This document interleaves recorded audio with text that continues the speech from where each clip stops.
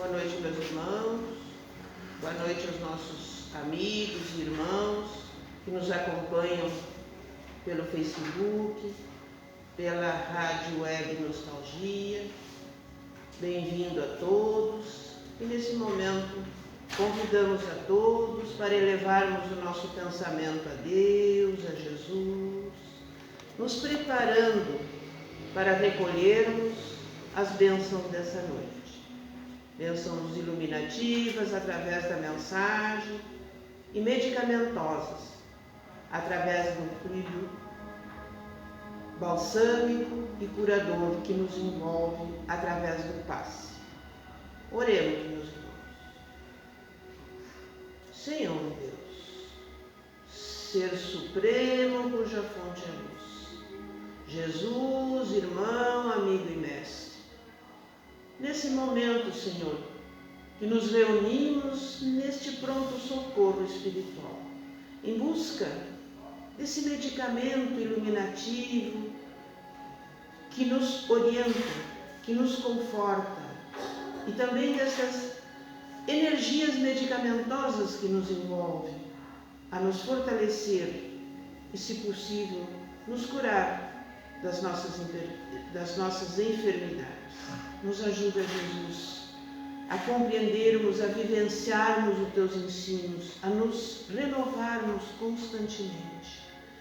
Nos abençoa, Mestre, a espiritualidade amiga que nos envolva, nos sustente, nos dê a guarda, a proteção, a orientação que necessitamos no decorrer dos trabalhos. E que retornemos aos nossos lares agradecidos, fortalecidos, sustentados no teu imenso amor. Nos ajuda, Jesus, nos ampara e nos orienta. E é em teu nome, Mestre, irmão André Luiz e demais benfeitores, que damos início à reunião doutrinária desta noite. Que a tua paz, que a tua luz possamos conquistar hoje e sempre. Graças a Deus, e passamos à nossa irmã Vera a mensagem da noite.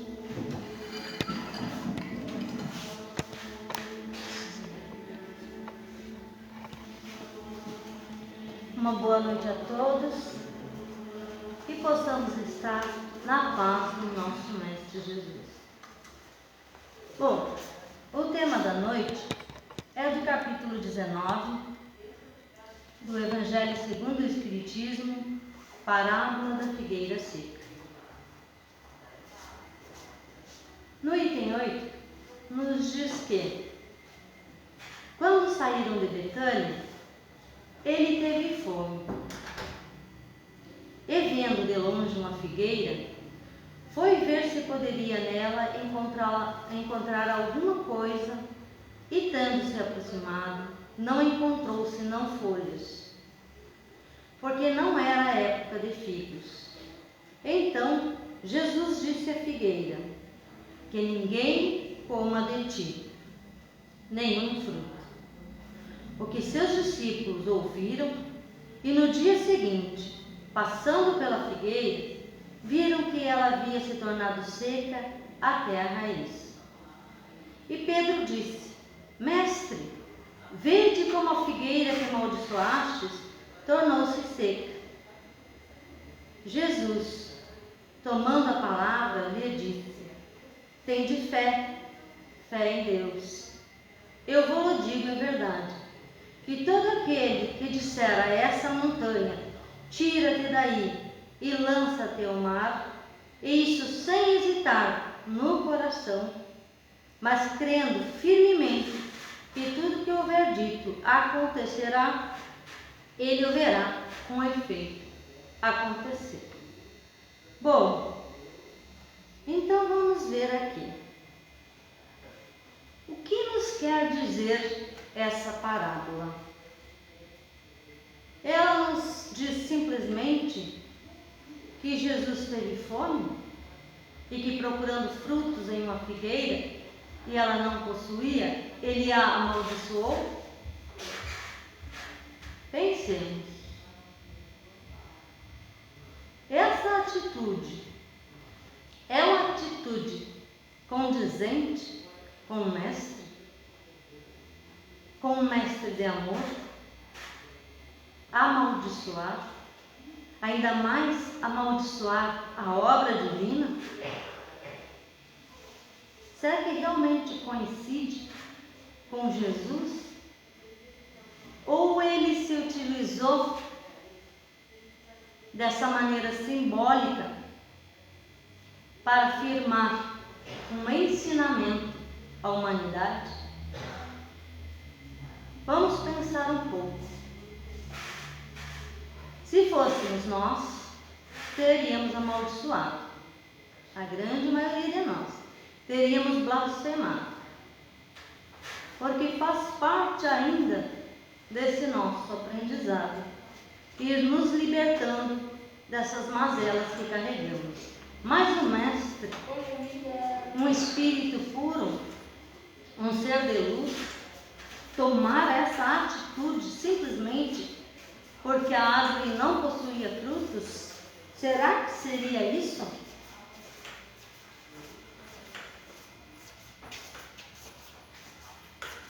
É claro que, pensando o mínimo possível, vamos chegar à conclusão que de forma alguma isso seria uma atitude do Mestre. Então, o que ele quis nos dizer com essa atitude? Para isso, para que possamos entender, nós temos que ir aos fatos. E no caso, eu me baseei em outros expositores, estudiosos e pesquisadores dos fatos históricos, que é o Haroldo Dutra Dias, Arthur Valadares e a irmã Ayla Pinheiro. Bom, o que essa árvore, essa figueira, e existem mais estudos aprofundados em relação a isso, mas eu vou ao mais que eu posso trabalhar aqui.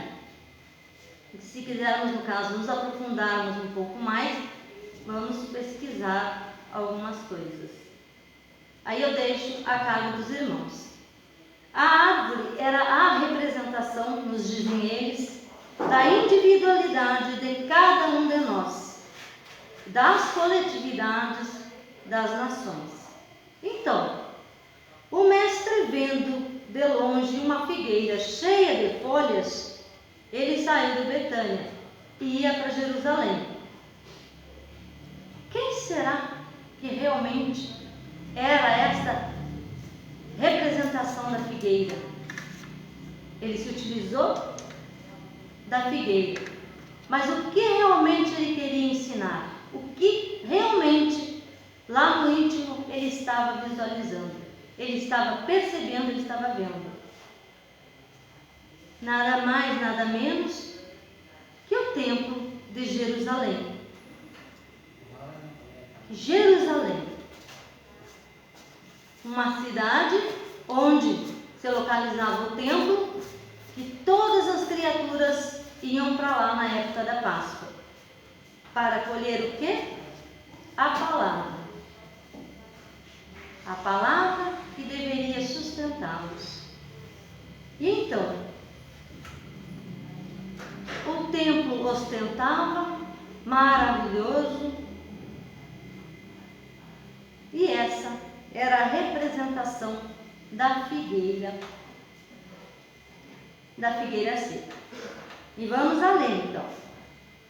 O templo que se opunha aos judeus como expressão máxima da fé judaica.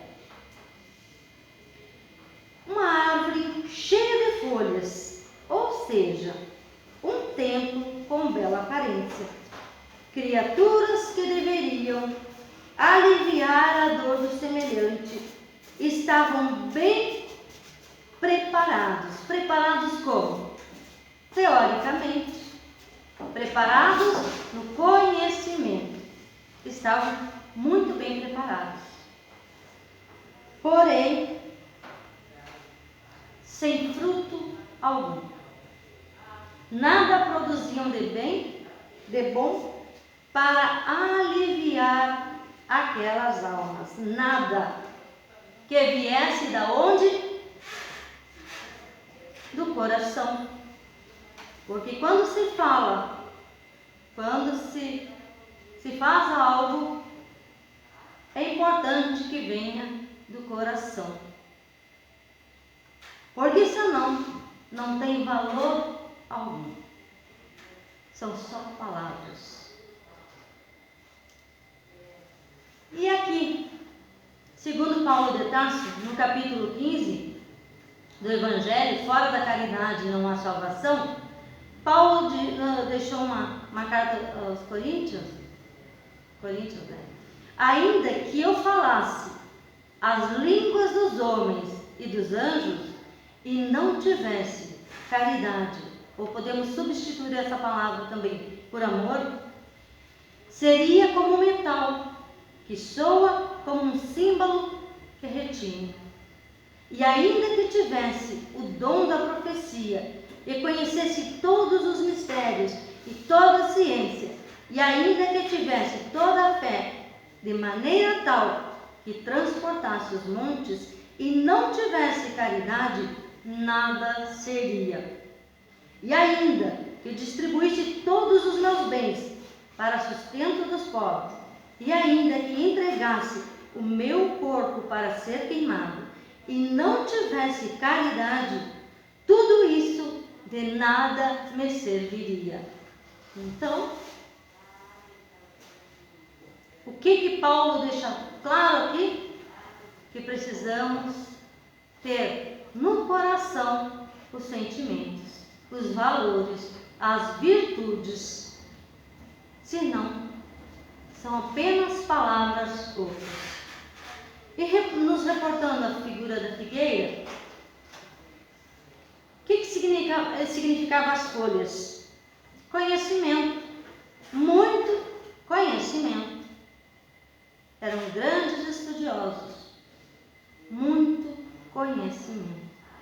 E as folhas? As folhas, tá, e os frutos? O que seriam os frutos?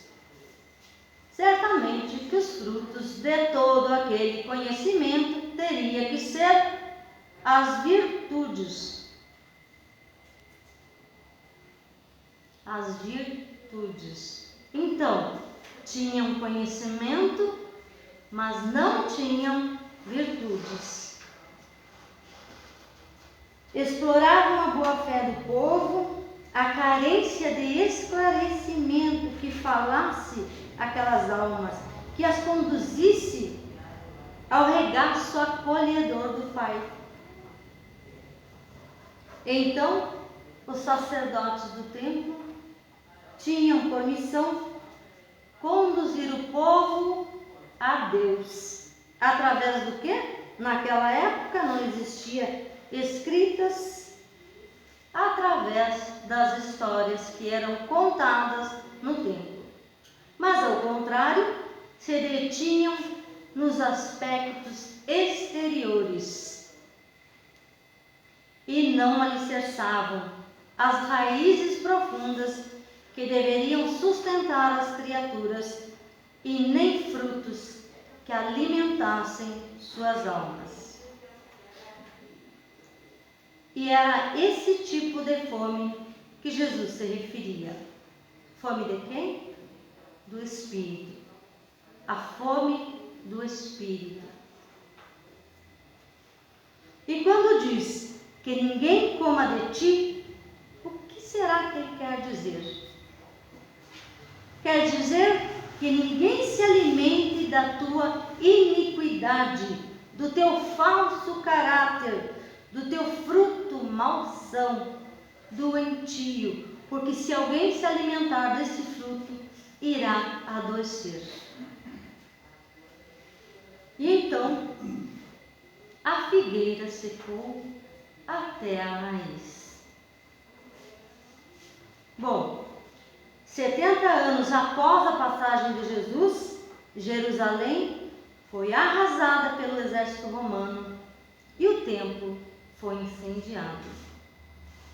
Que ninguém coma de ti. Secou até a raiz. Jesus se utilizou dessa figura simbólica para deixar um ensinamento e realmente ele persiste até os dias atuais. Porque naquela época era assim que se ensinava. contando histórias, simulando, fazendo mímicas. E era a maneira de ensinar o povo.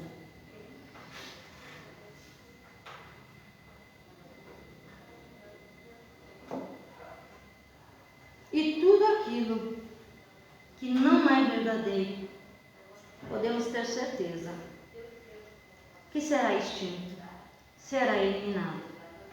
Quer dizer, então, que todas aquelas coisas que ainda não são verdadeiras em nós, nas nossas almas, os apegos, serão extintos. E nós vamos dar espaço à verdadeira liberdade, o verdadeiro entendimento, que é o espiritual e o amadurecimento do espírito, caminhando na fenda evolutiva. Tende fé em Deus, e todo aquele que disser a essa montanha, tira-te daqui, daí e lança-te ao mar, que será que isso nos quer dizer? No primeiro momento, imaginamos uma montanha, um monte, lá, longe. Bom, eu tenho fé, eu vou movimentar ele e jogar lá no mar, porque eu tenho fé. Que fé Jesus se referia? A que montanha que ele se referia? Sem hesitar no coração, mas crendo firmemente, verá acontecer. O quê? O que nós precisamos mover? Quem são essas montanhas? Elas não são nada mais, nada menos que as dificuldades que carregamos, das nossas limitações, e que se tivermos fé, nós iremos conseguir removê-las, lançá-las longe de nós, extirpá-las. Mas para isso, precisamos estar alicerçados na fé, porque ela vai nos dar a sustentação para vencermos, para termos força, para termos coragem de nos vencermos, de nos disciplinarmos. E então, agora que Jesus, sabemos então que Jesus se referia não à fome do corpo, mas à fome do espírito, ele ansiava pelo quê? Pelo nosso despertar. Era isso que ele ansiava. Ele queria o nosso despertar, e ali ele estava vendo que não havia despertar para o espírito. Haviam apenas aparências. E o espírito, ele não vive de aparências. Ele vive da realidade. E é isso que nós precisamos ficar atentos. A aparência não nos leva a lugar nenhum, ou pelo contrário, nos leva ao buraco, que depois vamos ter que nos esforçarmos muito para sair. Então, que possamos nos trabalhar e já ir tentando disciplinar os nossos atos, as nossas atitudes, para que evitemos maiores sofrimentos e possamos evoluir com mais tranquilidade e mais rápido. Ele desejava colher bons frutos, porém só havia aparência de devotamento, de sintonia com o Criador. Tudo não passava do exterior, e assim até os dias atuais. Por quê? Porque nós nos apegamos à exterioridade, esquecendo que para o espírito não basta aparências para germinar e frutificar o quê? Bons frutos, boas atitudes, vindas da onde? Do coração. E é isso que o Pai espera pacientemente. Esse nosso despertar para o aprimoramento intelectual, só intelectual, não moral. intelectual e moral. Duas asas andam juntas. Não podemos andar capengas. Os frutos produzidos através da tomada de consciência da nossa finalidade aqui, que é a ação no bem, empenhados em vencer as nossas dificuldades. Quais são elas? Egoísmo, orgulho, interesses obscuros, para que realmente possamos integrar-nos com os ensinamentos de Jesus como nosso modelo e guia. E ele nos diz: eu sou o caminho, a verdade e a vida. Ninguém vem ao Pai a não ser por mim. Então que estejamos atentos. O que se espera do espírito mortal? Que produza bons frutos ininterruptamente, o tempo todo, em todas as estações. Não é só numa estação, né? Em todas. E assim vamos nos fortalecendo e vencendo os nossos penhores, as dificuldades que ainda carregamos, os apegos, né? Removendo assim, através da fé, a montanha. Jesus nos quis ensinar que não há êxito espiritual aquele que não vencer suas limitações. Então, precisamos vencer as nossas limitações. E para isso, nós temos amparo suficiente. Apenas não vencemos porque não puxamos a força de nós. Nos acomodamos e optamos por não evoluir.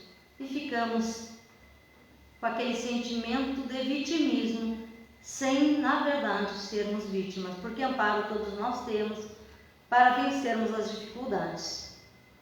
Só que as coisas não são no nosso tempo, são no tempo de Deus. E nós somos muito imediatistas, ainda queremos tudo para ontem. E não há condições assim, nós temos que ter a paciência. Que não sejamos igual a figueira seca, né?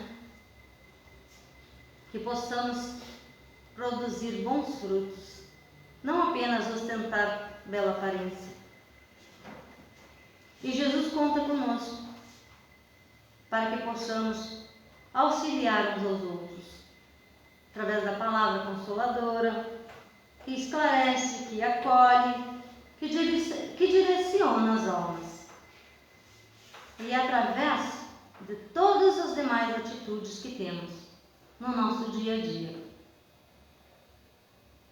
Que possamos doar um pouco de nós ao outro.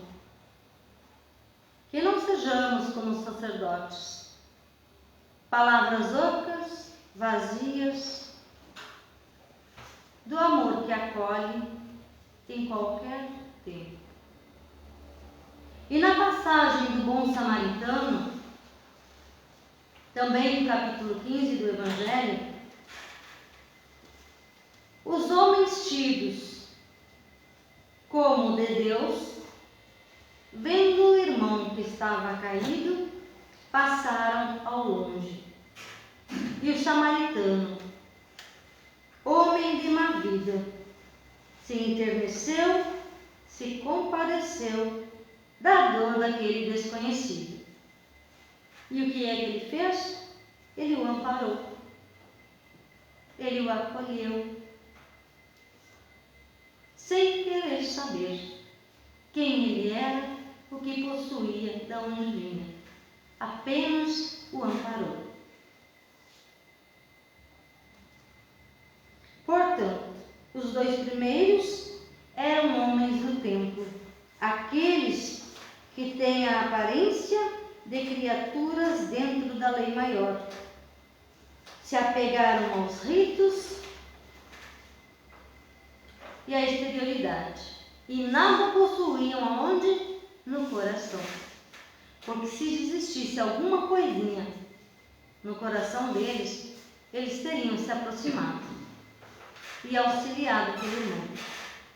Pelo contrário, eles tiveram até medo, porque se alguém do tempo os visse tocando em alguém desconhecido, eles estariam sujos. Então existia todo um ritual. Aí eles teriam que lavar as mãos não sei quantas e quantas vezes, ficar quanto tempo, sei lá, afastado do templo. Tem isso na história. E então, não vamos nos incomodar, vamos passar longe. Deixe entregue ao destino. E o samaritano o acolheu.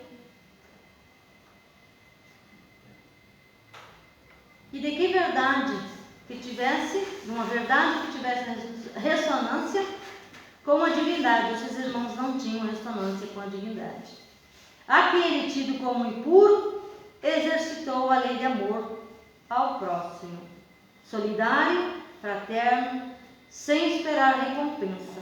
Agiu pelo que havia aonde em seu coração. Esse sim possuía os frutos para saciar a necessidade do irmão caído. Tantos de nós nos esforçamos para fazer o melhor. Caímos, levantamos, caímos novamente e nos levantamos. Porque a fé nos sustenta, porque ela nos agasalha e nos impulsiona. E sem desistir, não podemos desistir de nós mesmos. Aprimorar a nossa alma. Vencer as dificuldades.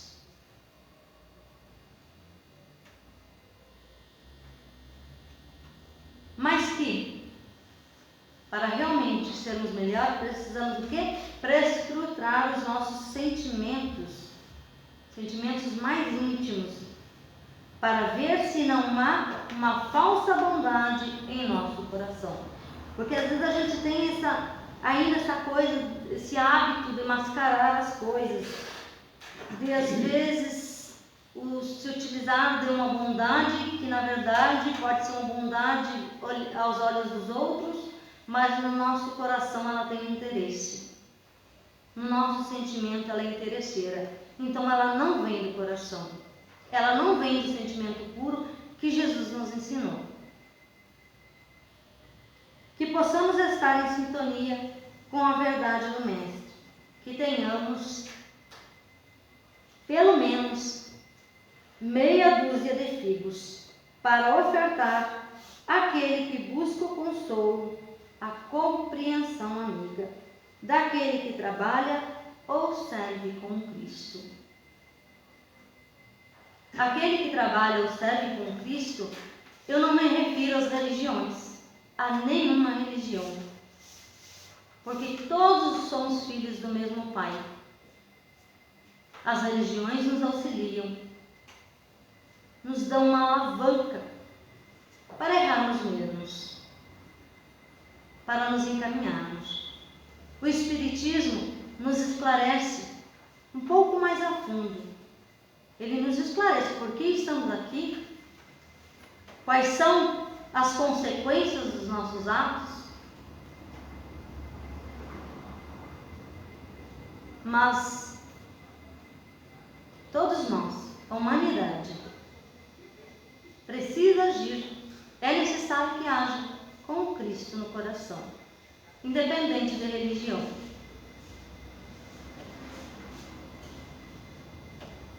Porque quem serve com o Cristo não precisa estar numa religião, não precisa estar hierarquicamente acima de alguém para parecer bom. Mas ele é bom. É bom no seu trabalho, é bom com seus colegas, é bom com as demais criaturas, é bom com todos. Porque ele faz ao outro o que gostaria que fosse feito a si. E que possamos refletir então nessa mensagem. E se quisermos, busquemos um pouco mais de conhecimento em relação a essa parábola. É só colocar lá no YouTube que aparecem muitas coisas. Busquem na fonte, no caso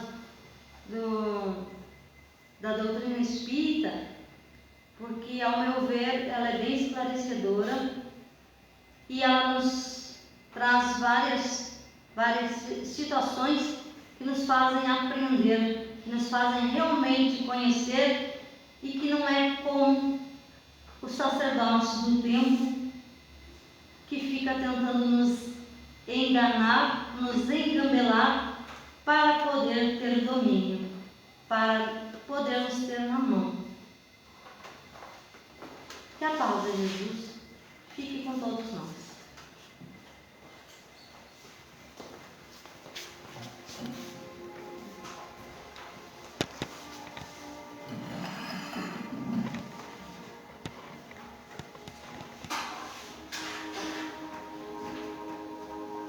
Nos preparemos agora, meus irmãos, para recolhermos o passe. Elevemos o pensamento a Deus, a Jesus. Silenciemos a nossa mente, relaxemos a nossa musculatura.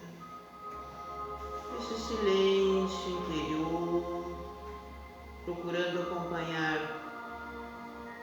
a música que nos auxilia a nós esquecermos o nosso dia, esquecermos as nossas preocupações, aquilo que tentamos resolver. Vamos esquecer um pouquinho, vamos nos encontrarmos com Deus, com Jesus. Esse encontro fraterno, essa gratidão por todas as bênçãos que nós recebemos, por todas as coisas boas que nos fortalecem, que nos sustentam, por aquelas que ainda precisamos vencer, que elas não são tão boas como nós gostaríamos que fossem, mas elas são as melhores possíveis para o nosso aprendizado, para o nosso crescimento, para a nossa evolução. Então nós agradecemos também essas conquistas que nos impulsionam a vencer a nós mesmos. Esse silêncio, essa oração de gratidão, esse encontro com Deus e essa certeza que a espiritualidade amiga nos envolve a cada um nesse momento, deixando essas energias medicamentosas a nos fortalecer o nosso organismo, a desanuviar a nossa mente, o nosso coração, para que continuemos a nossa caminhada fortalecidos, amparados, despertando essa confiança, essa fé cada dia um pouco mais. E assim, mestre, nesse encontro, nessa reflexão, nessa gratidão nossa, como filhos, como irmãos, como seres que caminhamos nos auxiliando uns aos outros.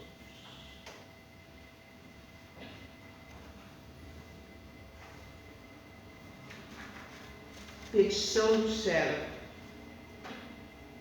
Senhor, em verdade, não posso ser a lâmpada que clareia o caminho, mas se me amparas, consigo ser a candeia singela, capaz de orientar o rumo de algum viajante transviado na floresta da vida. Não posso ser a fonte que dessedenta quando quantos atravessem as estradas do mundo. No entanto, se me auxilias, consigo ser a concha de água limpa, suscetível de socorrer um doente relegado ao abandono. Não posso ser a árvore benfeitora que se entrega ao faminto em plenitude de bondade. Entretanto, se me ajudas, posso ser a migalha de amor que suprima a penúria de um companheiro desfalecente de angústia. Não posso ser a casa acolhedora que albergue todos os deserdados da terra, entregues às surpresas amargas da noite.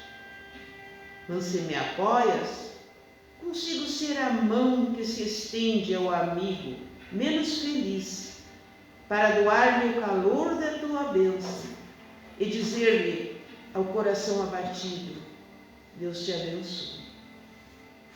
Senhor, reconheço-me pequenino servo da tua causa. No entanto, contigo, a esperança brilhará em minha alma, e com semelhante amparo seguirei à frente, trabalhando e servindo, no bendito anonimato de minha pequenez, a fim de louvar-te sempre e esperar, agindo e abençoando a construção da terra mais feliz.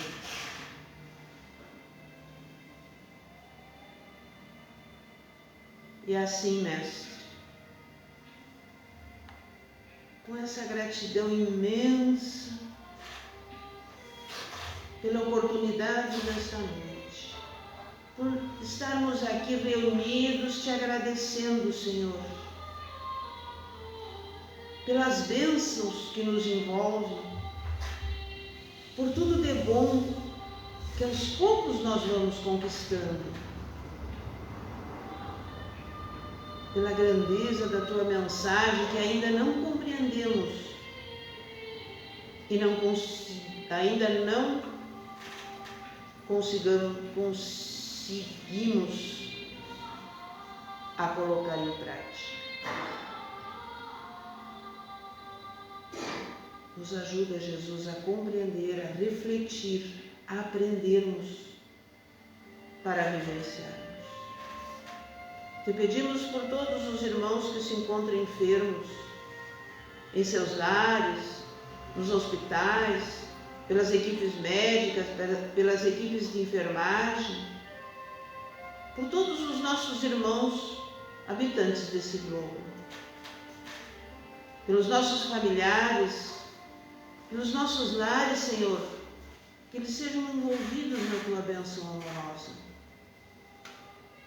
Enfim, Mestre, onde houver uma dor, uma lágrima, que chegue um bálsamo de esperança, de fé, de amor. Obrigada, Jesus, por essa oportunidade. Obrigada pelas suas bênçãos. Obrigada à equipe benfeitora que nesse momento nos envolve, nos dá as melhores condições para que nós aqui estejamos reunidos, recolhendo esse bálsamo que nos orienta, que nos consola e que nos impulsiona a progredirmos.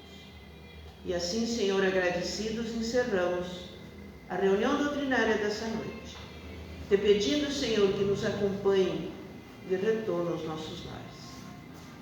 Obrigada, Senhor.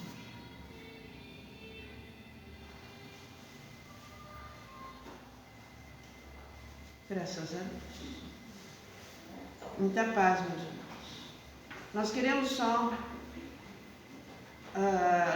avisar os irmãos que a partir do dia 4 de outubro nós vamos retornar aos nossos trabalhos às 19h30.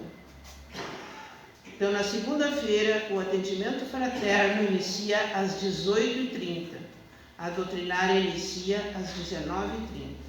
Na terça e na quarta, às 19h30. Na sexta-feira, permanece às 15 horas o atendimento fraterno, às 16 horas a nossa doutrinária. Nós estamos com um pouquinho de de movimento aqui, porque nós estamos com uma reforma naquela peça da frente. Então, assim que nós terminarmos, volta tudo ao normal. Os irmãos até os bancos ali e até mesmo um pouquinho de poeira, mas faz parte dessa reforma que nós estamos fazendo. Muito obrigada pela atenção. Que Jesus abençoe a todos nós.